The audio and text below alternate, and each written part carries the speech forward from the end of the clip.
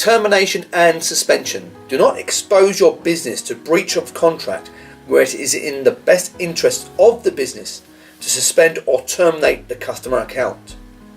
Therefore, make it a condition of the contract that you can terminate or suspend the contract if the customer is subject to events that have a negative influence over payment of your invoices.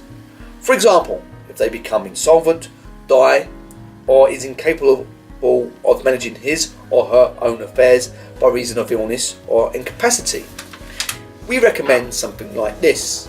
For the purposes of this contract that we supply our members, the condition starts at clause 8.1. If the customer becomes subject to any of the events listed in clause 8.2, the supplier may terminate the contract with immediate effect by giving written notice to the customer.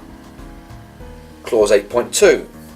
For the purposes of clause 8.1, the relevant events are the customer suspends or threatens to suspend payment of its debts or is unable to pay its debts as they fall due or admits inability to pay its debts, or being a company or limited liability partnership is deemed unable to pay its debts within the meaning of section 123 of the Insolvency Act 1986, or being an individual is deemed either unable to pay its debts or having no reasonable prospect of so doing in either case within the meaning of section 268 of the Insolvency Act 1986, or being a partnership has any partner to whom any of the foregoing apply.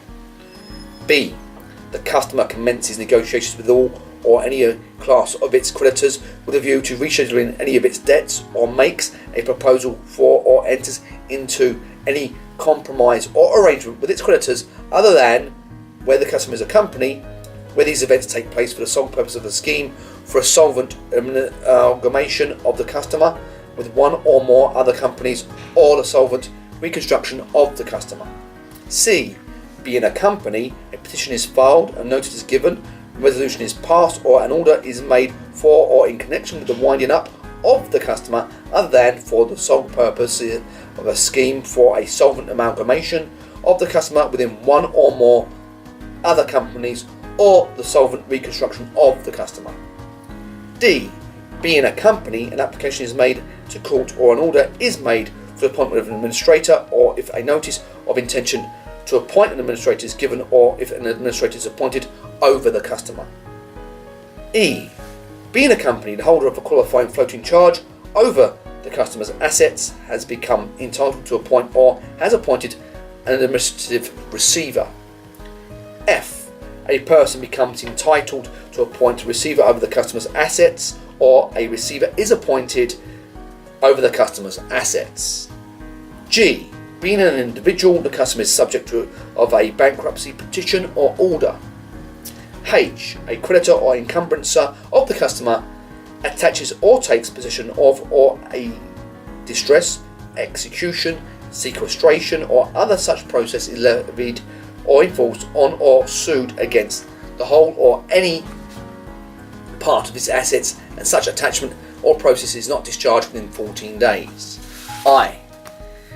Any event occurs or proceeding is taken with respect to the customer in any jurisdiction to which it is subject that has an effect equivalent or similar to any of the events mentioned in clause 8.2a to clause 8.2f inclusive.